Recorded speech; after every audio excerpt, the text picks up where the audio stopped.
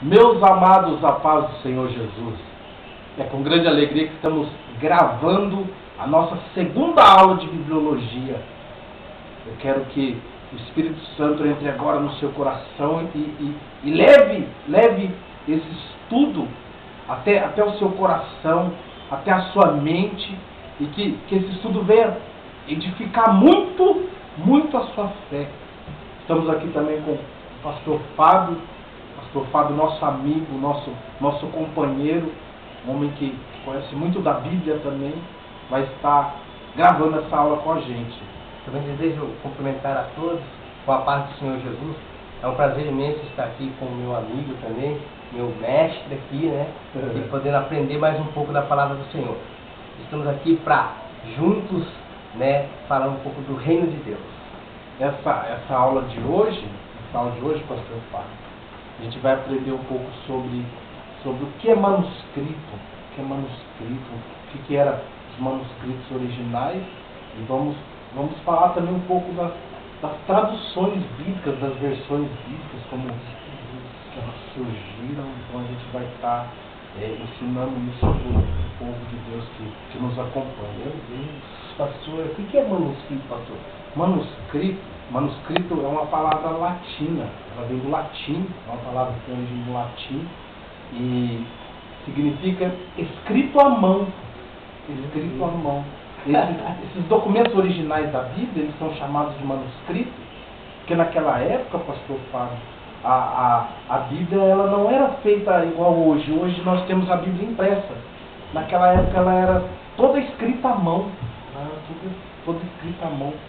Só que a gente tem que ter na nossa mente, tem que entender que os manuscritos originais, aquele que o próprio Isaías escreveu, aquele que o próprio Jeremias escreveu, esses manuscritos, eles não existem mais. Meu Deus, o que aconteceu, pastor? Por quê? Existe uma série de fatores, uma série de acontecimentos que contribuíram para isso.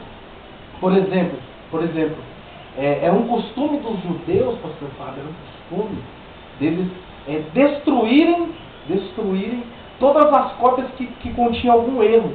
Meu Deus, pastor, eles faziam isso para evitar a mutilação, para evitar que fosse propagado algo de maneira errada. Era o costume deles. Então, se houvesse um erro de tradução ali, um erro de gramática, eles jogavam essas cópias fora. Meu Deus, pastor. Também outra coisa que contribuiu para o desaparecimento desses manuscritos está lá em Jeremias capítulo 36, versículo do 20 ao 26, que Jeremias vai contar que alguns reis ímpios de Israel, eles perseguiam a palavra de Deus, eles destruíram esses manuscritos. Os próprios reis de Israel, pastor, os próprios reis, eles destruíram. Então, desde aí, então, já, pastor, já houve uma perseguição sobre o conhecimento da Bíblia? Desde aí começou uma perseguição. O rei da Síria, em 175, Antíoco Epífanes, esse rei da Síria, ele perseguiu a palavra de Deus, ele destruiu todos os manuscritos que ele encontrou, ele queimou e ele destruiu tudo. Também, por volta do ano 284, depois de Cristo agora, Diocleciano, um imperador romano, ele queimou, ele destruiu e ele perseguiu a palavra de Deus e ele mandou fazer uma moeda, pastor Fábio, comemorando a vitória dele. Qual que você, pastor? Meu Deus, hein? Só que tem algo muito profundo nisso aí. O que, pastor? O que? Eu não vou te falar. Pastor, pode ser grato. Vou te falar para você. Desde da época que a Bíblia começou a ser escrita, pastor Fábio, ela começou a ser perseguida. A palavra de Deus começou a ser pessoas queriam destruir essa palavra. Só que até hoje, ela não deixou, não se tornou uma palavra extinta. Pelo contrário, é o livro mais vendido em todo o mundo. E uma coisa, pastor, antigamente a Bíblia se encontrava nas escolas, né? Até isso a Bíblia foi extinta, né? Foi tirada das escolas, tirada né? por causa de perseguição. Só que tem uma palavra muito poderosa nisso que a gente está ensinando para os nossos amigos. Pergunta para mim o quê? O que, pastor? Ah, para de graça. Pergunta para mim o quê? É mesmo, pastor? Fala aí. Eu vou profetizar na vida deles. Vou profetizar na sua vida, hein? Para você que está nos assistindo, vou profetizar isso na sua vida. Não importa a perseguição que você está passando ou que você está enfrentando. Não importa. A palavra de Deus, ela nunca vai falhar. Nunca. Foi tremendo. Diocleciano, ele empunhou uma moeda para ser Fábio, falando assim, ó, eu venci a palavra de Deus, eu destruí a palavra de Deus. Aí Deus falou assim, destruiu nada, né?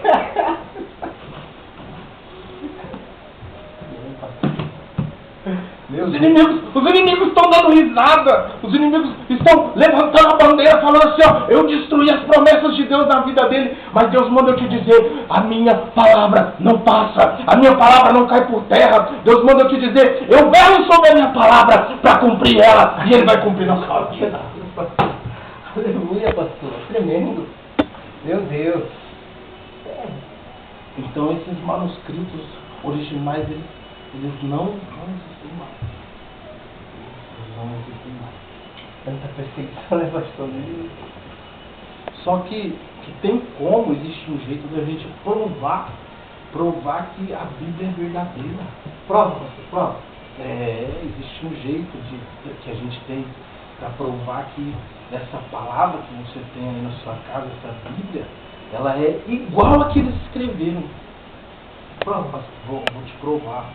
Primeiro, os judeus eles eram muito cuidadosos quando eles iam fazer a tradução, quando eles iam copiar os manuscritos, eles tinham cuidados, eles tinham todo um procedimento para fazer essa compilação, essas cópias. O pergaminho tinha que ser preparado por eles, pastor Fábio. Por quê, pastor? Por quê? Porque eles, quando eles preparavam o pergaminho, eles preparavam com animais limpos, sem mancha. Eles preparavam com pele de animais limpos. Tremendo, pastor. Eles não compravam para poder escrever. Eles preparavam com pele de animais limpos. Então eles mesmos preparavam. Porque eles entendiam que a palavra de Deus ela é pura. Isso é tremendo, pastor. Tem que ser obra de Deus, né? Meu Deus. A tinta eles pegavam o pó de carvão e uma mistura de goma arábica e eles misturavam para eles poderem fazer a tinta. Eles mesmos que faziam a tinta para poder escrever.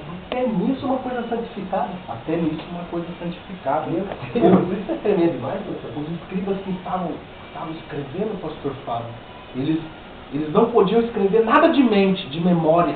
Não podiam. Por quê, pastor? Por quê? Porque a palavra tinha que ser ditada. Então, um escriba pegava o rolo original e começava a ditar. E ele ditava a palavra e ditava letra por letra. E aquele monte de escriba sentado começava a escrever tudo o que o escriba que estava com o rolo original ditava. E quando ele errava uma letra em uma folha, aquela folha ela era anulada. Meu Deus. Ela era anulada. Por que, pastor? Anulado, pastor? Porque eles não aceitam erros na palavra de Deus. Quando tinham 3 erros numa folha, todo o rolo era jogado fora. É muito profundo isso, pastor. Todo o rolo era jogado fora. Eles terminavam de escrever a folha e eles começavam a contar quantas letras estavam escritas. O que tinha letras a mais ou letras a menos, eles achavam o erro e anulavam aquela folha. Meu Deus, pastor, isso Era algo. E às vezes a gente desconhece todo esse trabalho. A gente muitas das vezes fala assim, aquele escriba, aquele fariseu, a gente usa essa terminologia para falar de uma pessoa não tem compromisso de Deus, conhece a palavra, mas não tem compromisso. Realmente, muitas das vezes, na época de Jesus, muitos eram assim, pastor Fábio. Mas se não fosse o trabalho deles, a Bíblia não estaria nas nossas mãos hoje. Meu Deus, pastor, não estaria nas nossas mãos hoje. Então quer dizer que tudo era feito minuciosamente e se houvesse um reino, tudo o trabalho era perdido. Era perdido. Meu Deus, fazia tudo. Meu Deus. Aí você vê hoje nas igrejas, obreiros relaxados. Obreiros que fazem a obra de Deus de qualquer jeito, pastor Fábio. Faz de qualquer jeito. Não quer saber de aprender a palavra, não quer saber de orar, não quer saber de jejuar. Faz a obra de Deus relaxadamente. Relaxadamente. E os pastores de igreja sofrem com isso, porque falam com esses obreiros e eles, faço do jeito que eu quiser a obra de Deus. Acha que é porque para Deus tem que fazer de qualquer jeito. Não sabe a origem, né, pastor? Do que foi, o que aconteceu para que hoje nós tivéssemos este livro na nossa mão. Né? Então, essas cópias, elas foram copiadas e vieram as traduções. Então, pastor, dá a entender que então os originais foram todos perdidos, mas guardaram as 7 chaves, as cópias. Só que, o que prova a veracidade bíblica, pastor Fábio? Foi encontrado em 1947, lá na região do Mar Morto, uma caverna lá em Quirma, cópias dos manuscritos originais, datados do ano 100 a.C. Meu Deus, isso é tremendo, pastor. E eles pegaram esses manuscritos e começaram a estudar, começaram a traduzir. Uma das cópias era do manuscrito do livro de Isaías. E quando eles traduziram essas cópias, tudo que estava ali naquele manuscrito bateu em concordância com a nossa vida. E a veracidade se comprova como escrito por homens diferentes, culturas diferentes, e tem coisas que ficam concordância, né? É mesmo, pastor. A Bíblia se prova, né, que ela é livro de Deus, porque ela foi escrita num período de mais ou menos 1.600 anos por homens com educação diferente. Uns eram muito intelectuais, como Daniel, como Isaías. Outros eram o próprio Moisés. O próprio Moisés. Outros eram com uma educação menor do que eles, como Amós. Você vai ter cobradores de impostos, como Mateus. Você vai ter doutores da lei, como Paulo. Você vai ter semi-analfabetos ou analfabetos, como Pedro. Até médico, tá? Até médico, Lucas. Meu Deus. Então, isso é tremendo. Quando Deus você olha tudo isso, pastor, tudo isso, você vê que a Bíblia é a palavra de Deus. Aí vem aqueles ateístas e falam assim, mas foi escrita por homem, mas foi inspirada por Deus. Com exceção do livro de Apocalipse, que foi uma revelação, toda a palavra foi inspirada por Deus. Toda a palavra. E vieram as traduções. A primeira tradução bíblica foi a Septuaginta. Meu Deus, o que? Septuaginta, pastor? Explica isso. Septuaginta. Por que Septuaginta? Septuaginta é uma palavra que tem origem na palavra 70. Mas por quê? Havia um homem chamado Demétrio Farelo. Ele era bibliotecário de Alexandre o Grande. Isso aconteceu por volta do ano 400 ao ano 100 a.C. Lá em Roma, é isso, pastor? Na Grécia. Na Grécia? Esse Demétrio Farelo, ele pediu para Eleazar, o sumo sacerdote judeu, que enviasse para ele doutores na lei, para que ele pudesse dar um presente que Alexandre não tinha. Ele queria dar um presente para Alexandre o Grande que ele não tinha. E Eleazar, ele enviou seis anciões de cada tribo.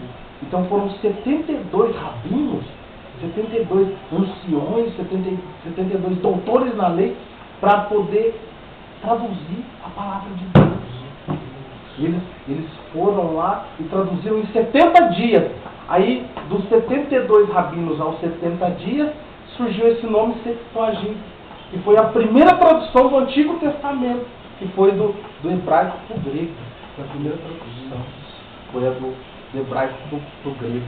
Depois veio a Vulgata, que foi a Bíblia escrita por Jerônimo Savonarola.